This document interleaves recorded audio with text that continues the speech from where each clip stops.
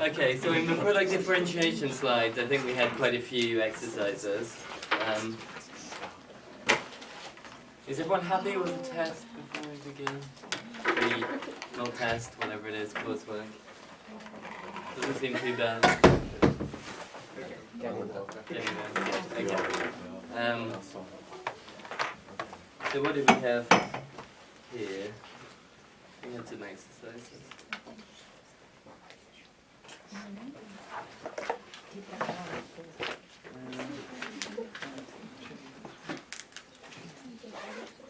Which of these little exercises in the product differentiation slides have people tried? Is there anything people would like me to go over? Doing the coursework. Strangely, that isn't one of the options. We've been doing the coursework. Pardon? We've been doing the coursework. Oh, okay. Okay. Fair enough. Thank you. Well, last year people had basically those questions to do in the lecture and the exam. So your life is a lot easier than. How did this go? Reasonably well. It'd be much easier to do sat down in one sitting and write it as an essay. Really? Yeah. Why? I don't understand that. Oh, yeah. It's just writing it differently and changing everything, formatting. Your references It's and just. stuff like that. Unless you want to. I don't remember. If you make a mistake, you just don't stop. Pardon? If you make a mistake in the numbers, you just don't stop, you just keep going. And you get your prices wrong. Okay, so yeah. Well, but you won't make mistakes if you've got time to do it. That's the point. Yeah. You'll be fine.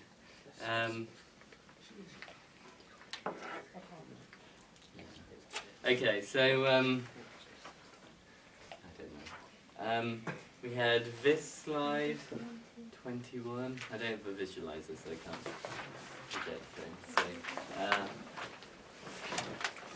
So this was just algebra. Maybe it's not really.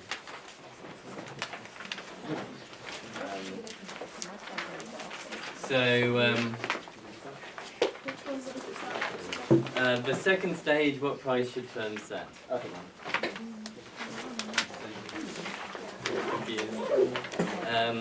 So we had that firm B was making this profit, PB minus C, 1 minus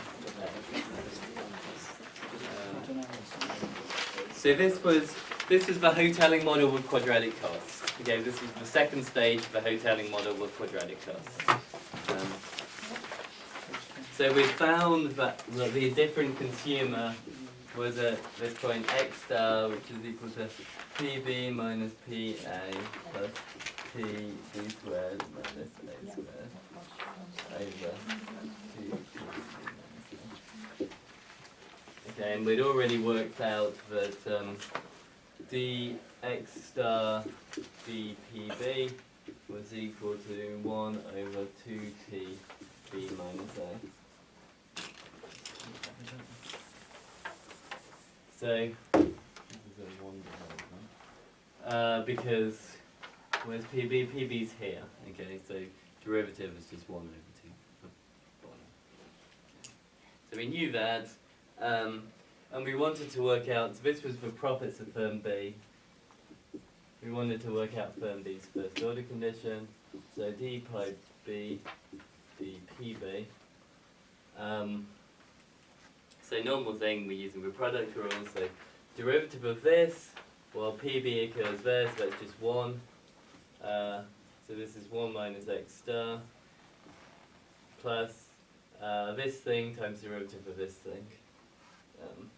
That's going to be a minus, isn't it? PB minus C dx star dPB. Okay, just the product rule.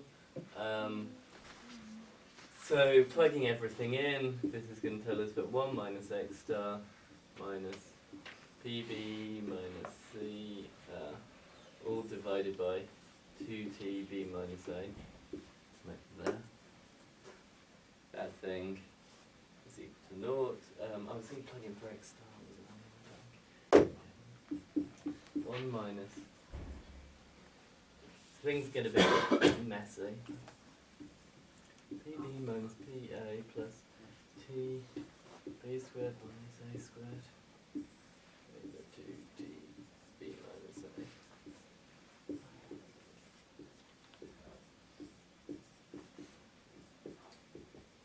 Okay. It's tedious, isn't it? So we've got, this is a minus sign, this is a minus sign. We've got the same bottom on both.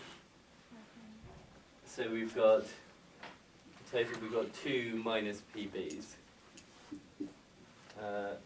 So let's put this on the top as well. So this is 2TB minus A minus 2PB minus PA plus TB squared minus A squared. Minus minus makes a plus. Oh, sorry, let's get this right. That's a plus, that's a minus.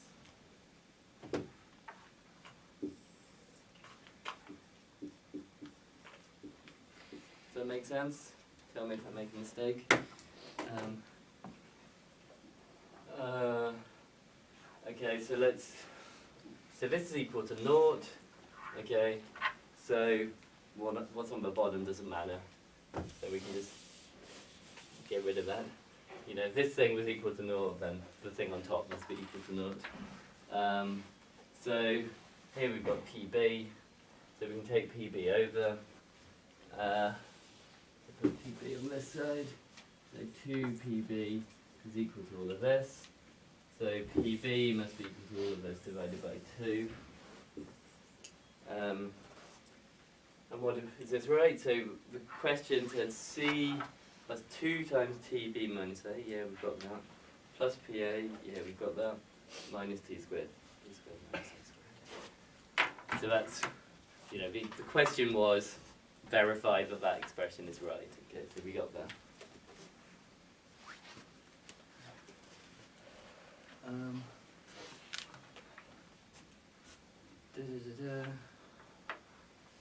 Exercise verify. Okay, verify. So on the next slide there's a similar exercise.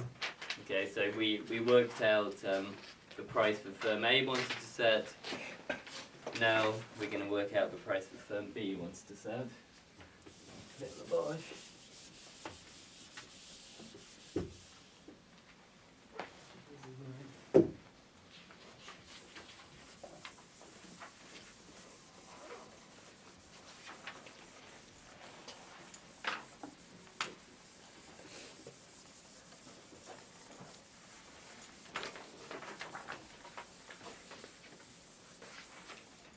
So,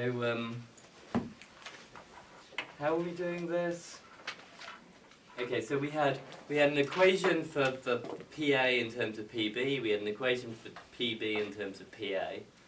In the lecture, we substituted the equation for PB into the equation for PA and used that to find what PA had to be equal to. So we got as far as showing that PA had to be equal to C plus 2/3 TB minus A plus 1/3 TB squared minus A squared. And we know that PB is equal to C plus 2T, this is what we just showed, plus PA minus T B squared minus A squared over 2. Okay, so all you have to do is plug in at this point. Plug in this into that expression.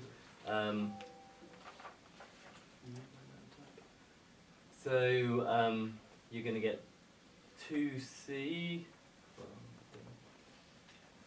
so 2C plus 2T, so plus 2/3 TB minus A, just plugging this into there. And then we've got plus 1/3 TB squared minus A squared minus 1, so that's like minus 2/3. So minus 2/3 T squared minus A squared all over 2. Okay, so this is C plus T plus 1/3 T B minus A minus 1/3 T B squared minus A squared. And is that what we're supposed to find? Are we supposed to get... I think in the PB, shouldn't that be 2TB minus A? 2T, yeah. Yeah, so we've got 2C plus 2T. Oh, we just missed that term completely, didn't we? Oh, yes, So you're it's C right. plus 2CB Yeah, minus A. sorry. Okay, that makes more sense, doesn't it? I just copied right. So this was what we showed with 2TB minus A. Okay, so we've got 2TB minus A there, but we've got 2/3 T minus A. So in total we've got 8/3 B minus A. So that's going to leave us with 4/3 B minus T B minus A. Okay, which is what we're supposed to find.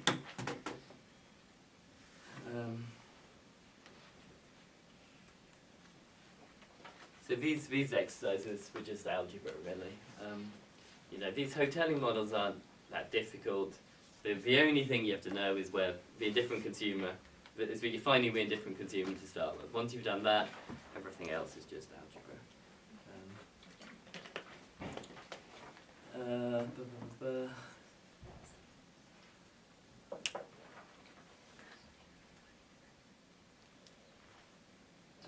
Were there any other exercises in the slides?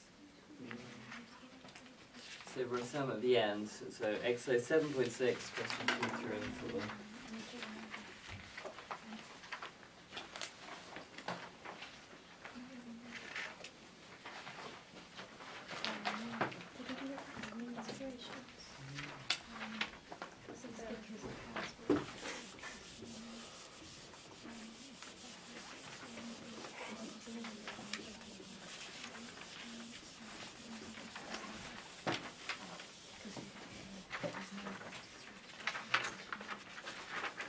With writing the essay for the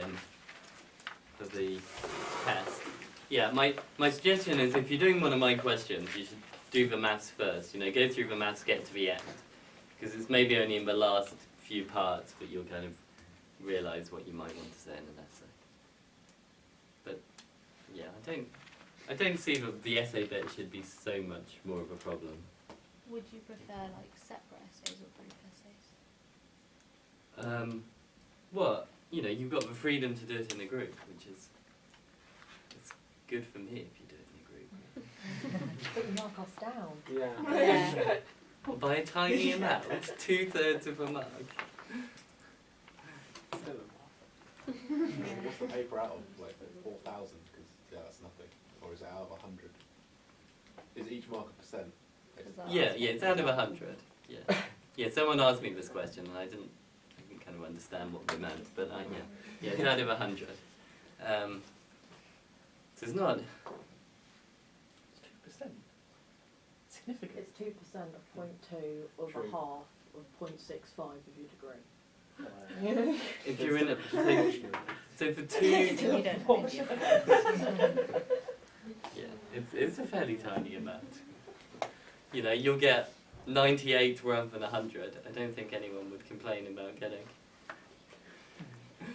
The idea is that if you're in a large group, it's easier, right? For more people to check what you're doing.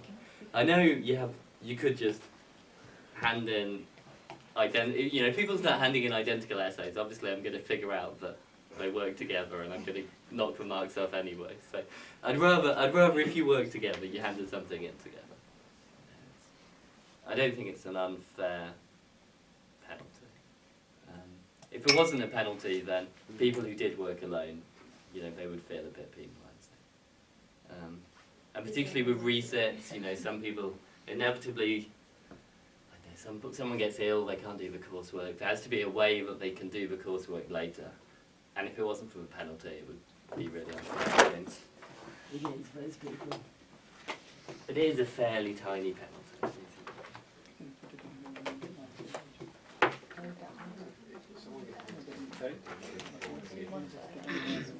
Yeah, that's, it depends. If all of us are working $1,000, you would get every single person that's passed through spent that amount of time on it. You know, so with a penalty, if the whole class worked together, you'd still only be losing 20 marks or something. So you could still get, a whole class could work together and you'd get an 80. How long would it take? So I don't think that doesn't sound very unfair to me in that sense. I'm not suggesting all of you should work together, but it would make my marking easier. It's not so bad. Okay, did anyone have a go at these? Why do I bother with these classes? That's true. Okay, well, You record it. let's go through some of these. Okay, so there's a linear city.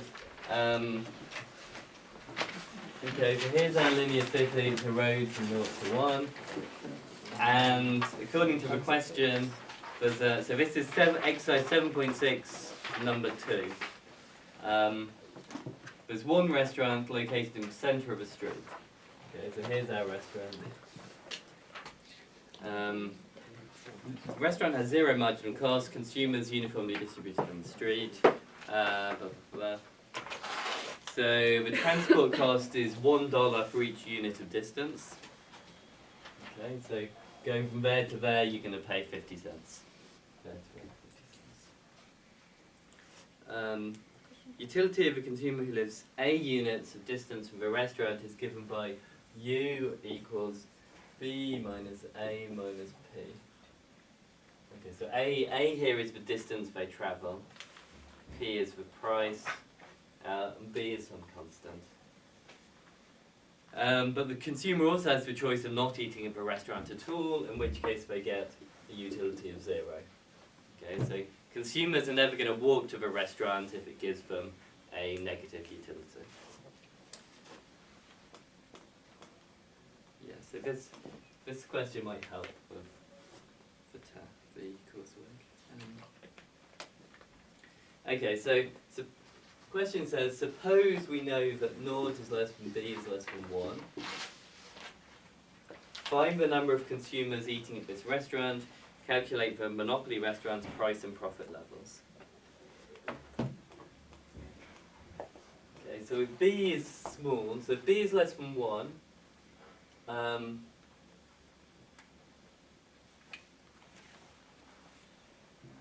then, well, the maximum transport cost someone's going to have to pay is 50 cents. So these people at the end, how much are they prepared to pay?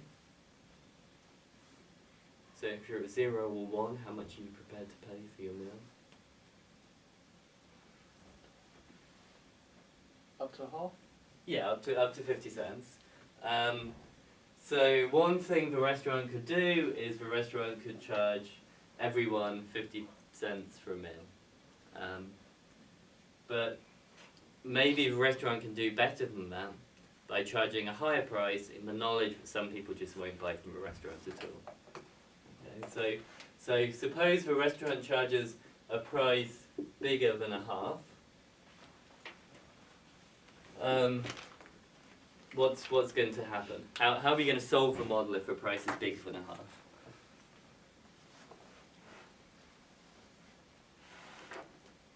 Find a consumer. Be a different consumer. Are there going to be one indifferent consumer? Two? Yeah, certainly. So there's going to be potentially an indifferent consumer here and an indifferent consumer there. And let's say that these indifferent consumers are both a distance A star from the centre. Okay, so what's the indifference condition going to be?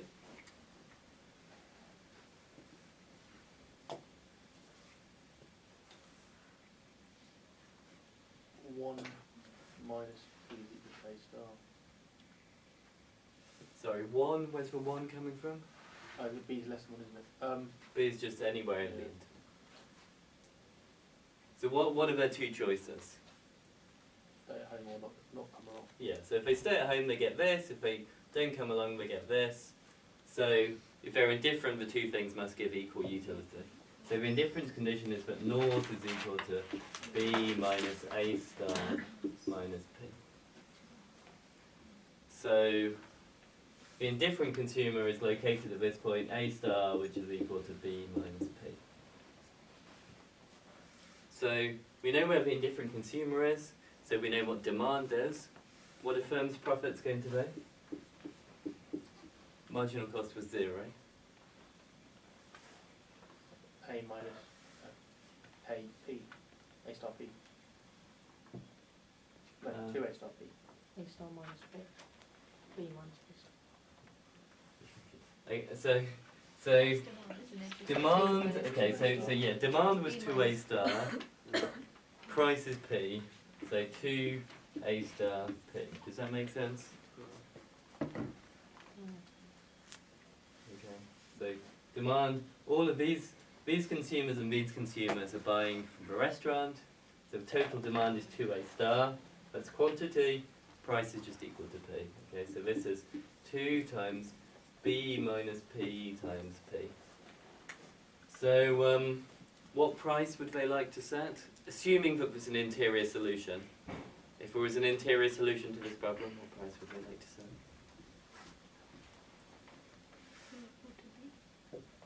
P equal to No, B? half. Half B, that makes, yeah. So they might like to set a price of P equals to B over 2.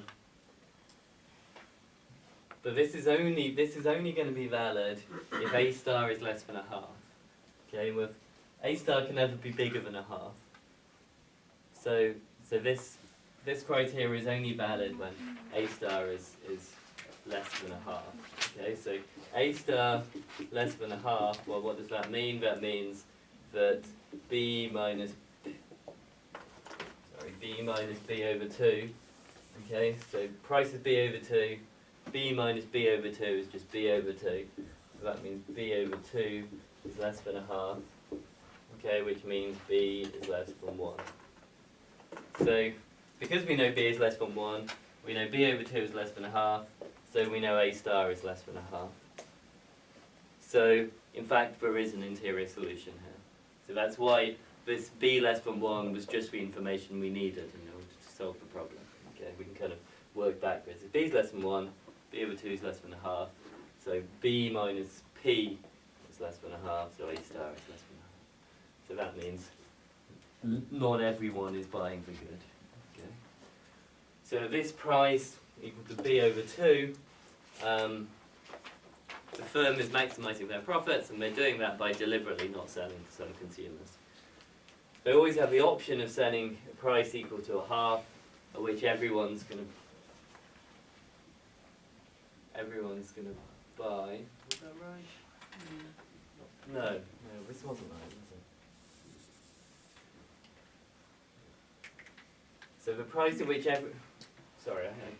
first thing I said was wrong. The price at which everyone would buy is the price at which people who are distance a half away get 0 utility. Okay, so at that price, naught is equal to B minus a half minus P. So P is equal to B minus a half. So they could set this price, B minus a half. At that price, everyone would buy. But in fact, they do better by setting the slightly lower price of P equal to B over 2. Let's call this P star, so that it's clear. Okay, so that was the first part of the question. The next part of the question was answer the previous question, assuming that B was bigger than 1. So if B was bigger than 1, what's going to happen?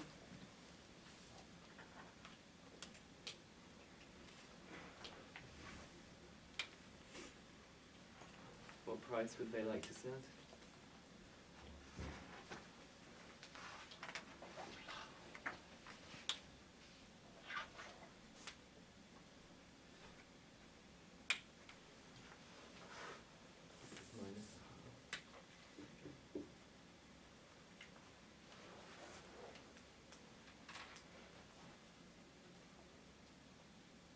Okay, well let's look what happens as b increases. Okay, so as b gets closer and closer to 1, a star, which is equal to b over 2,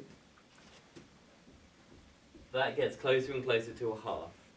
Okay, so as b reaches 1, a star is equal to a half. So everyone is buying the good. As b goes bigger than 1, no more people can buy the good, right? So the firm can't increase demand by cutting prices anymore. So the firm can get away with charging as much as possible, basically. So they're going to set a price equal to b minus a half in that case. So if you plot these two lines, here's price, here's b, 0, 1. So when b was small, we said they should set a price equal to b over 2. So let's put 1 half. Okay. So here's a line b over 2. We also said they always had the option of setting a price equal to b minus a half, at which point everyone would be prepared to buy. So what does that look like? Well, here's b minus, here's minus a half. So this is going to be steeper. It's going to cross there. It's going to cross there.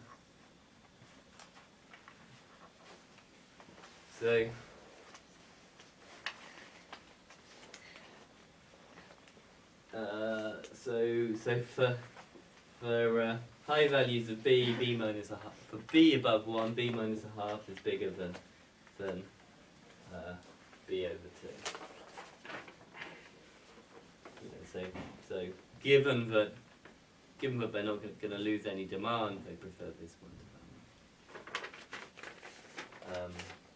Maybe I should have plotted it in terms of profit. So that's in terms of price. In terms of profits, well, if you set this price, you make profits of. So A was equal to b over 2, p was equal to b over 2. So this is 2 times b squared over 4. Okay, so b squared over 2. So if you set this price b over 2, you make profits of b squared over 2. If you set this price of b minus a half, everyone buys. Okay, so demand is 1, so b minus a half is your profits as well.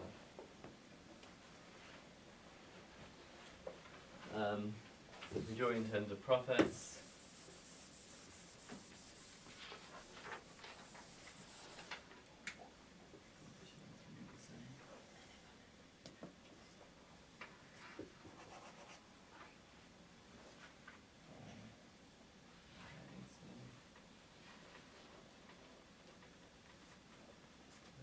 that's right, half minus a half. So here's your profits if you set this price equal to b minus a half. Your profits are just equal to the price you set. You can also set a price equal to b over 2. Well, I haven't quite done this right, have I? So with a price equal to b over 2, I said a star was b minus p, but remember a star can't be bigger than a half. Okay, so really, if you like, a star is the minimum of a half and b minus p. So if we're being a bit stricter, okay, so in that case, the profits are equal to 2 times minimum half b minus p times b over 2.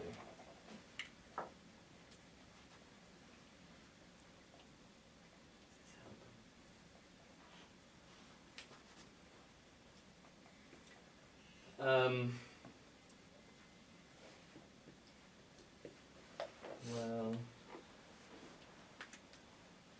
it's like, this is slightly silly, isn't it? This price is only valid internally anyway. But you know, suppose for some reason the monopolist decided to set this price even when B was bigger than 1. Okay, it would be a bit silly, but suppose they did. Well, then this is the profits they would make, right? This demand is always correct. Okay, if B minus P is bigger than a half, then A is just equal to a half.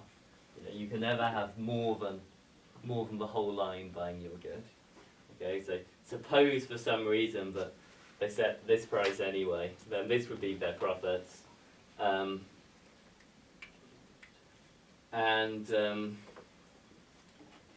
this was B minus P was B over 2. So what does this look like? Well, for B less than 1, this is what we had before I rubbed it out, which was B over 2 times B over 2 times 2. So B squared over 2.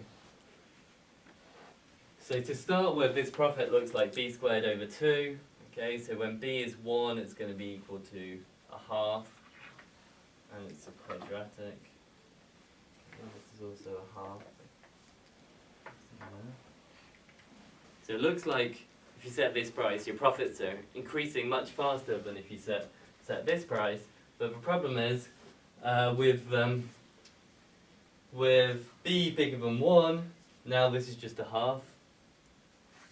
Okay? B over 2 is bigger than a half. Okay. So the minimum of these things is just a half, so times 2 is giving us 1. So for B bigger than 1, setting this price would give you profits of B over 2. Okay, and B over 2 looks like that.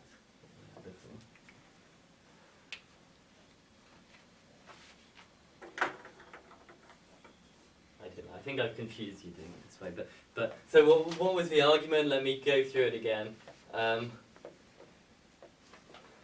So the firm always has the option of setting this price, B minus a half, at which point everyone buys. Okay? Price B minus half, everyone's going to buy the good. So if everyone buys the good, demand is 1, so profits are just equal to the price. Here's profits, B minus a half, this straight line. When B was less than 1, there was an internal solution. Okay, when B was less than 1, the firm wanted to set this price of B over 2. Okay. We know that no matter what price the firm sets, the demand, the location of the indifferent consumer is given by the minimum of a half and B minus P. Okay. The indifferent consumer can't be more than a distance half in the middle. So if the firm decided to set this price, no matter what the value of B was, this would be what their profits would be. 2 times the minimum, half B over 2, B over 2. Okay, this is quantity, this is price. Well, what does that look like? Looks like a quadratic to start with. I've drawn the quadratic wrong. It should always be higher. Where's my pen? So here's our quadratic, it's higher. And it would continue being higher, but for B bigger than 1, now no more people as B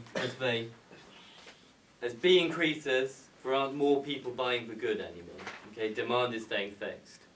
So by setting this lower price, the firm isn't managing to get any extra demand. Okay, there's no benefit to setting a lower price anymore with B bigger than 1. So now profits increase more slowly. Okay.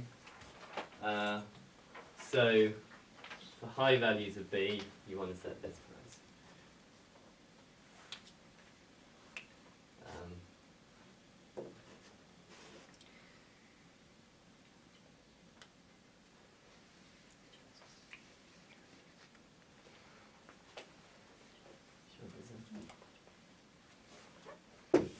Does that make sense? I guess I'm going to confuse you.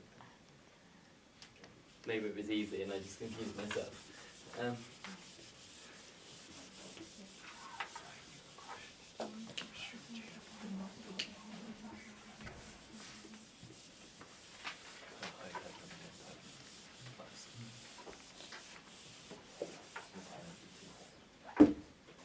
What else did I say? Exercise 3.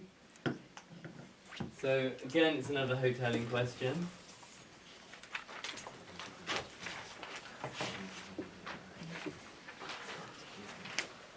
So this is University Road.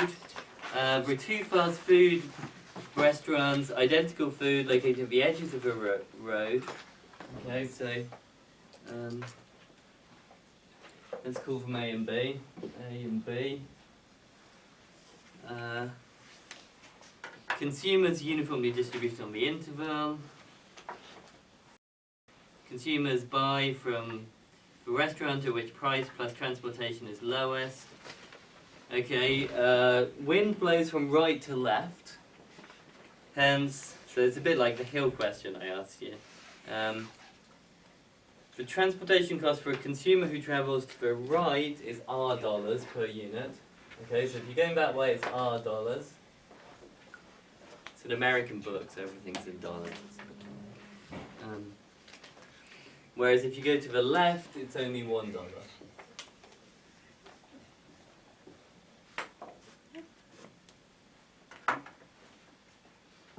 Okay, so intuitively, which restaurant do we think will have cheapest price? Where do we think the indifferent consumer will be, to the left or to the right?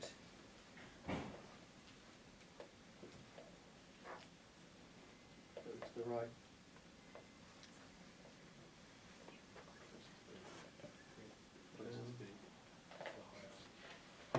Or an R greater than 1, close to B. Okay. Why? Because the indifferent consumer, if he was in the middle and they were equal, Yeah. if it suddenly becomes harder to move right, Yeah. they move. If the guy he prefers left, so they go. Yeah. Yeah, that makes sense. So it's a bit strange because really, to walk to a restaurant, you have to walk back again. So you always walk right and left, so it ought to not make any difference at all. In the question I suggested for question 3, I explicitly said they walked there and back again. I think you're right, but in this question, they want you to assume that you walk to the restaurant and then you die in this restaurant. Clearly the food's not very good. Get cab back. Price plus for transportation cost is lowest. Or maybe, I don't know, you go to a restaurant, you get drunk, and then walking back you don't notice because you're sufficiently drunk. So, okay, so we've got these 2 restaurants. Let's call them left and right, just so we don't get confused actually about where we're going. Okay, so the restaurant left is going to set a price PL, restaurant right is going to set a price PR. And the question says, show that these prices must satisfy naught is less than PL minus R is less than PR is less than 1 plus PL. Denote by X the location of a consumer who is indifferent to whether he or she eats at a restaurant. Let's call it X star. So here's our X star. Calculate X star as a function of P1, P2, and L. Oh, we're assuming this, sorry, this is an assumption.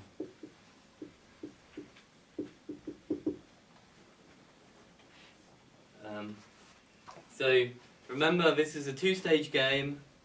We always start, when we're solving these multiple stage games, we always start in the last period and work backwards. This assumption is giving us a clue about what the first stage game might look like. Okay, so we're going to assume that the solution to the first stage game satisfies this property. And then we're going to work backwards and find out what that tells us about the second stage. So, if this is true, where is the indifferent consumer going to be? Well, what's the condition for indifference to start with?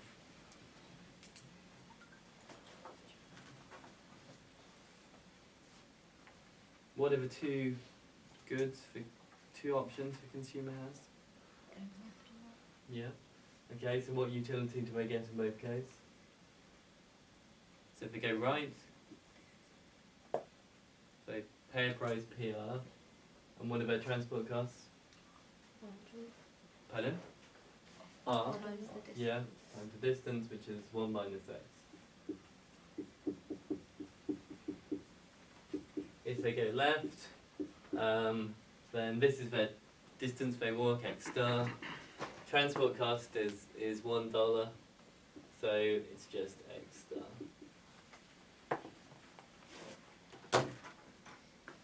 Okay, so we just have to solve for x star. So we've got x star here, we've got r times x star here. So in total we have 1 plus r times x star, this is the right hand side really, is equal to everything else. So PR minus PL plus R. Okay, so x star is equal to PR R minus PL plus R divided by 1 plus R. Does that make sense? Well, if PR is high, then x star is moving to the right. Okay, so if this guy's charging a high price, more people are buying from a left-hand firm. That makes sense? Likewise for that. What are the effects of R? Well, increasing R is going to increase both the top and the bottom. When is increasing R going to increase x star?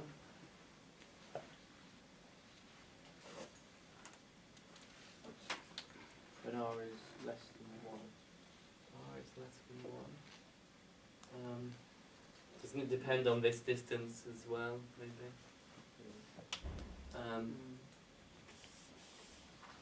So, well, we can let's look at this function. Okay, we've got a function that's of the form f of r is equal to some constant k, which is just the distance in prices, plus r over 1 plus r.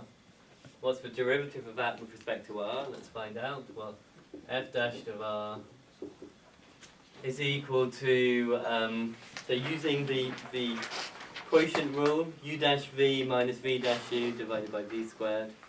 So u dashed is 1 times v, 1 plus r, minus v dashed, which is 1 times u, so minus k minus r, all divided by v squared, 1 plus r all squared.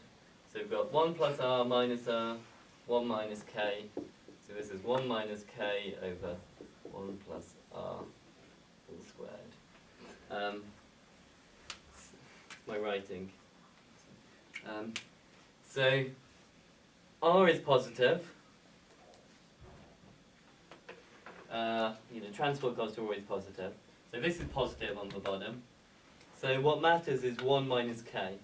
So whether or not this is increasing with r depends on whether this distance is bigger or smaller than 1, the distance in prices.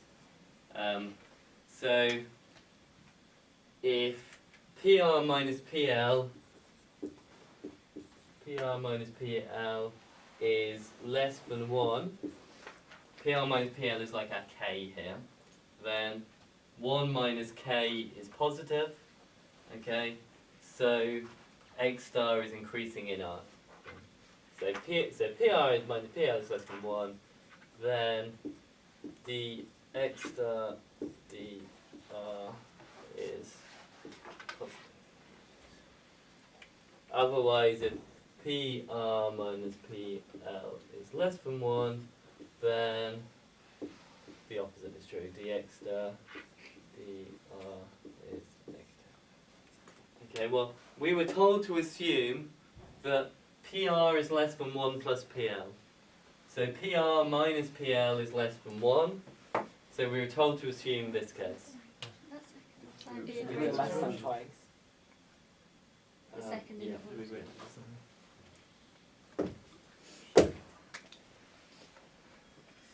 So this is our k. If this thing is bigger than 1, then the derivative is 1 minus something bigger than 1, the derivative is negative.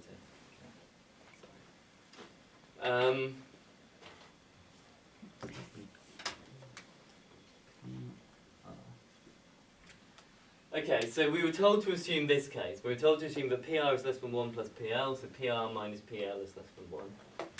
So this is the case that's true. We can ignore this case on the bottom. So as R gets bigger, according to this assumption, X star moves to the right.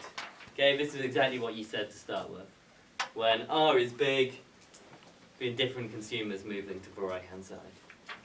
So this is making sense, as long as their assumption is correct. Are we happy? Yeah. So then it says, suppose the given prices satisfy PL is equal to PR. What is the minimal value of the parameter R such that all consumers will go to eat only at restaurant 1? It's a slightly strange assumption.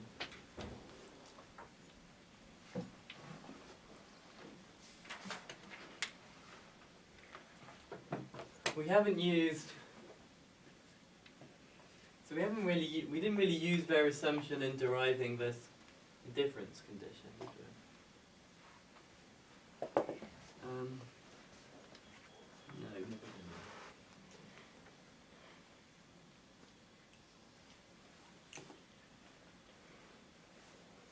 No. Okay, well let's do what it asks us to do. So suppose that PL is equal to PR. That's what the question asks. So if PL is equal to PR, then this term disappears. So the indifferent consumer is located at R over 1 plus R. Okay, so in that case, X star is equal to R over 1 plus R. And the question says, what is the minimal value of a parameter R such that all consumers will go and eat only at restaurant 1? Which is the left-hand restaurant, sorry. So, for all consumers to eat at the left-hand restaurant, X star must be equal to 1. Okay, if the indifferent consumers are 1, everyone's going left. Okay. You know, if the wind is blowing so quickly that there's no point trying to fight the wind, you might as well go left. Okay, so the question is asking, what is the value of R for which X star is equal to 1? Okay, so it's asking you to solve that expression. So R is equal to 1 plus R. So 2R is equal to 1. Okay, so R is equal to a half. No. What? No. Infinity. Is that really?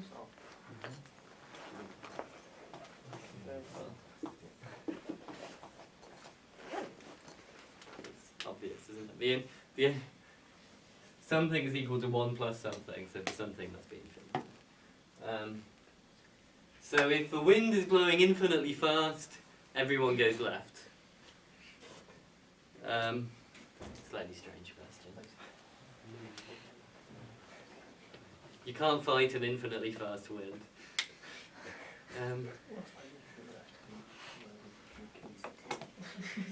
I don't think. The minimal value of infinity. Sorry, have I done something stupid? No. No. It's slightly strange, isn't it? So the question, where is it? What's the minimal value? It's infinity. Oh. So even with, have we made a mistake somewhere? Because it's kind of surprising. You'd think that with high enough costs, well, I suppose, think about a consumer who's very close to the end, okay? If you're a distance delta from the end, then your costs of going right are delta times R. Okay, we're consumers who are arbitrarily close to the right-hand end. You know, if the costs were $1,000 to go right, then think about a consumer who was located 0.0000001 from the end. Then he'd probably want to go right. So the only way we can stop anyone going right at all is if the costs are infinite. Because otherwise, you know, we're going to be some tiny number of consumers located incredibly close to the right-hand end who would want to go right. But do we think selling the same price could possibly be the optimum? What prices would firms like to set here? So we'd expect that the left-hand firm is getting more demand. So it's like they have a more inelastic demand, so you might expect them to set a higher price from that firm, okay, which is going to move X star back towards the middle. So you can, we can probably do it, can't we? So the profits of the left-hand firm are PL times X star. Okay, so first order conditions are D pi L, D PL. So product rule, so derivative of PL is 1, so this is X star, plus PL times the derivative of X star with respect to PL. Well, derivative of X star with respect to PL is minus 1 over 1 plus R. Okay, so this is minus PL over 1 plus R. And then likewise, profits of firm the right are PR times 1 minus X star.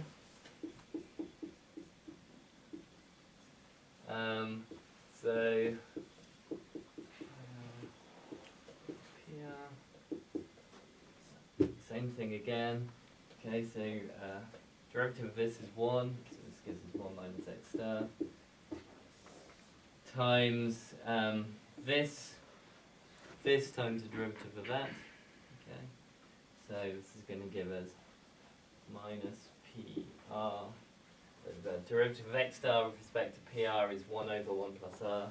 There's a minus sign there, so this is minus PR over 1 plus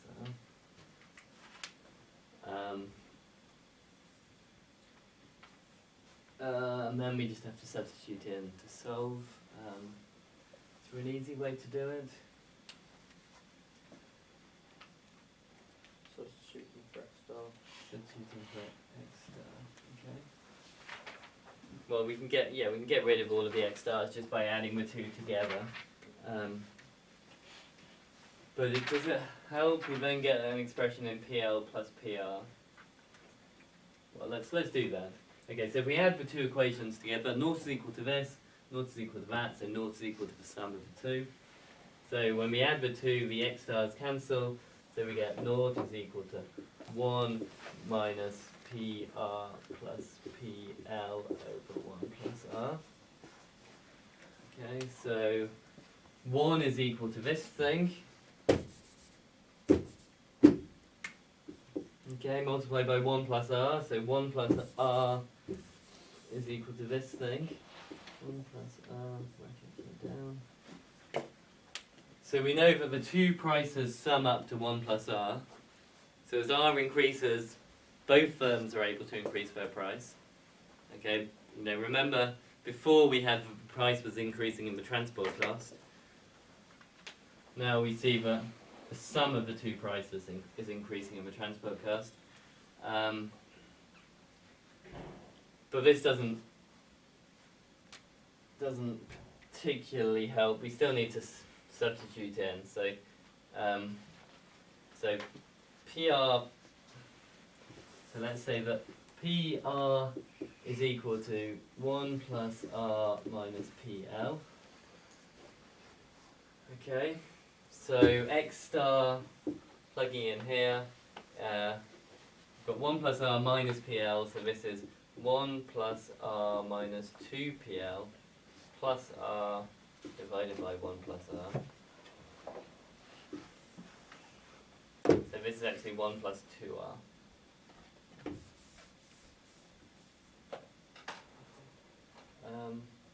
So here's our X star. This is just a function of PL now. Let's plug this into this expression.